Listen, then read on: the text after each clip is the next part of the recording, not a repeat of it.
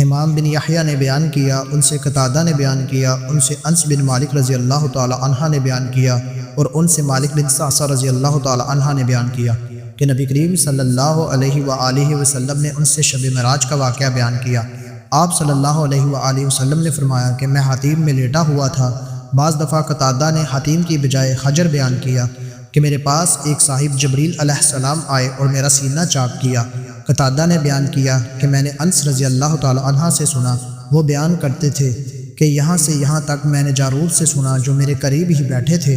پوچھا کہ انس رضی اللہ تعالی عنہ کی اس لفظ سے کیا مراد تھی، تو انہوں نے کہا کہ حلق سے ناف تک چاک کیا۔ قتادہ نے بیان کیا کہ میں نے انس سے سنا، انہوں نے بیان کیا کہ نبی کریم صلی اللہ علیہ وآلہ وسلم کے سینے کے اوپر سے ناف تک چاک کیا۔ پھر میرا دل نکالا اور ایک سونے کا تشت لایا گیا جو ایمان سے بھرا ہوا تھا، اس سے میرا دل دھویا گیا اور پہلے کی طرح رکھ دیا گیا۔ اس کے بعد ایک جانور لایا گیا جو گھوڑے سے چھوٹا اور گدھے سے بڑا تھا اور سفید۔ جارود نے انس سے پوچھا، ابو حمزہ کیا وہ براق تھا؟ آپ نے فرمایا کہ ہاں، اس کا ہر قدم اس کے منتہائے نظر پر پڑتا تھا۔ نبی کریم صلی اللہ علیہ وآلہ وسلم نے فرمایا کہ مجھے اس پر سوار کیا گیا اور جبریل مجھے لے کر چلے۔ آسمانی دنیا پر پہنچے تو دروازہ کھلوایا، پوچھا گیا کون صاحب ہیں؟ انہوں نے بتایا کہ جبریل علیہ السلام۔ پوچھا گیا کہ آپ کے ساتھ کون ہیں؟ آپ نے بتایا کہ محمد صلی اللہ علیہ وآلہ وسلم۔ پوچھا گیا کیا انہیں بلانے کے لیے آپ کو بھیجا گیا تھا؟ انہوں نے جواب دیا کہ ہاں۔ اس پر آواز آئی، انہیں خوش آمدید، کیا ہی مبارک آنے والے ہیں وہ۔ جب میں اندر گیا تو میں نے وہاں آدم کو دیکھا۔ جبریل علیہ السلام نے بیان فرمایا، یہ آپ کے جد امجد آدم علیہ السلام ہیں، انہیں سلام کیجئے۔ میں نے ان کو سلام کیا اور انہوں نے جواب دیا اور فرمایا، خوش آمدید نیک بیٹے اور نیک نبی۔ جبریل علیہ السلام اوپر چڑھے اور دوسرے آسمان پر آئے، وہاں بھی دروازہ کھلوایا۔ آواز آئی، کون صاحب آئے ہیں؟ بتایا کہ جبریل۔ پوچھا گیا آپ کے ساتھ اور کوئی صاحب بھی ہیں؟ کہا محمد صلی اللہ علیہ وآلہ وسلم۔ پوچھا گیا کیا آپ کو انہیں بلانے کے لیے بھیجا گیا تھا؟ انہوں نے جواب دیا کہ ہاں۔ پھر آواز آئی، انہیں خوش آمدید، کیا ہی اچھے آنے والے ہیں وہ۔ پھر دروازہ کھلا اور میں اندر گیا تو وہاں یحییٰ اور عیسیٰ علیہ السلام موجود تھے، یہ دونوں خالزاد بھائی ہیں۔ جبریل علیہ السلام نے فرمایا، یہ عیسیٰ اور یحییٰ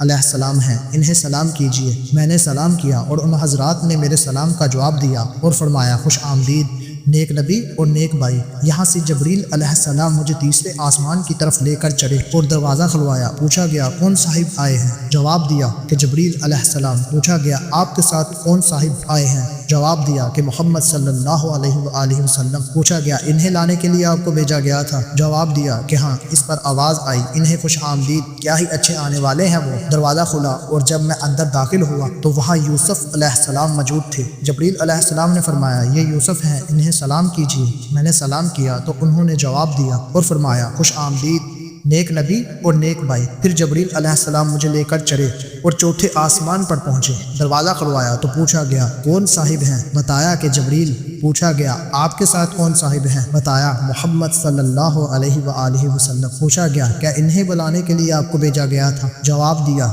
کہ ہاں۔ کہا انہیں خوش آمدید، کیا ہی اچھے آنے والے ہیں وہ۔ اب دروازہ کھلا، جب میں وہاں ادریس کی خدمت میں پہنچا تو جبریل علیہ السلام نے فرمایا، یہ ادریس علیہ السلام ہیں، انہیں سلام کیجیے۔ میں نے انہیں سلام کیا اور انہوں نے جواب دیا اور فرمایا، خوش آمدید پاک بھائی اور نیک نبی۔ پھر مجھے لے کر پانچویں آسمان پر آئے اور دروازہ کھلوایا۔ پوچھا گیا کون صاحب ہیں؟ جواب دیا کہ جبریل۔ پوچھا گیا آپ کے ساتھ کون صاحب آئے ہیں؟ جواب دیا کہ محمد صلی اللہ علیہ وآلہ وسلم۔ پوچھا گیا کیا انہیں بلانے کے لیے آپ کو بھیجا گیا تھا؟ جواب دیا کہ ہاں۔ اب آواز آئی، خوش آمدید، کیا ہی اچھے آنے والے ہیں وہ۔ یہاں جب میں ہارون کی خدمت میں حاضر ہوا تو جبریل علیہ السلام نے بتایا کہ یہ ہارون ہیں، انہیں سلام کیجیے۔ میں نے انہیں سلام کیا، انہوں نے جواب کے بعد فرمایا، خوش آمدید نیک نبی اور نیک بھائی۔ یہاں سے لے کر مجھے آگے بڑھے اور چھٹے آسمان پر پہنچے اور دروازہ کھلوایا۔ پوچھا گیا کون صاحب ہیں؟ بتایا جبریل۔ پوچھا گیا آپ کے ساتھ دوسرے کون صاحب ہیں؟ جواب دیا کہ محمد صلی اللہ علیہ وآلہ وسلم۔ پوچھا گیا کیا انہیں بلانے کے لیے آپ کو بھیجا گیا تھا؟ جواب دیا کہ ہاں۔ پھر کہا انہیں خوش آمدید، کیا ہی اچھے آنے والے ہیں وہ۔ میں جب وہاں موسیٰ کی خدمت میں حاضر ہوا تو جبریل علیہ السلام نے فرمایا کہ یہ موسیٰ ہیں، انہیں سلام کیجیے۔ میں نے سلام کیا اور انہوں نے جواب کے بعد فرمایا، خوش آمدید نیک نبی اور نیک بھائی۔ جب میں آگے بڑھا تو وہ رونے لگے۔ کسی نے پوچھا آپ رو کیوں رہے ہیں؟ تو انہوں نے فرمایا میں اس پر رو رہا ہوں کہ یہ لڑکا میرے بعد نبی بنا کر بھیجا گیا، لیکن جنت میں اس کی امت کے لوگ میری امت سے زیادہ ہوں گے۔ پھر جبریل علیہ السلام مجھے لے کر 7ویں آسمان کی طرف گئے اور دروازہ کھلوایا۔ پوچھا گیا کون صاحب آئے ہیں؟ جواب دیا جبریل۔ پوچھا گیا آپ کے ساتھ کون صاحب آئے ہیں؟ جواب دیا کہ محمد صلی اللہ علیہ وآلہ وسلم۔ پوچھا گیا کیا انہیں بلانے کے لیے بھیجا گیا تھا؟ جواب دیا کہ ہاں۔ کہا انہیں خوش آمدید، کیا ہی اچھے آنے والے ہیں وہ۔ میں جب اندر گیا تو ابراہیم تشریف رکھتے تھے۔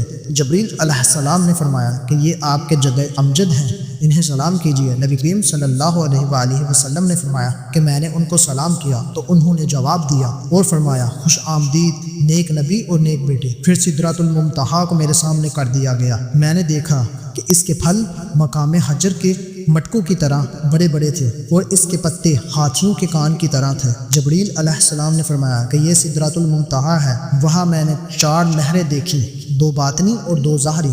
میں نے پوچھا اے جبریل یہ کیا ہے؟ انہوں نے بتایا کہ جو باطنی نہریں ہیں وہ جنت سے تعلق رکھتی ہیں اور 2 ظاہری نہریں نیل اور فرات ہیں۔ پھر میرے سامنے بیت المعمور کو لایا گیا۔ وہاں میرے سامنے ایک گلاس میں شراب، ایک میں دودھ، ایک میں شہد لایا گیا۔ میں نے دودھ کا گلاس لے لیا تو جبریل علیہ السلام نے فرمایا یہی فطرت ہے، آپ اس پر قائم ہیں اور آپ کی امت بھی۔ پھر مجھ پر روزانہ 50 نمازیں فرض کی گئی۔ میں واپس ہوا اور موسیٰ کے پاس سے گزرا تو انہوں نے پوچھا کس چیز کا آپ کو حکم ہوا؟ آپ نے کہا روزانہ 50 وقت کی نمازوں کا۔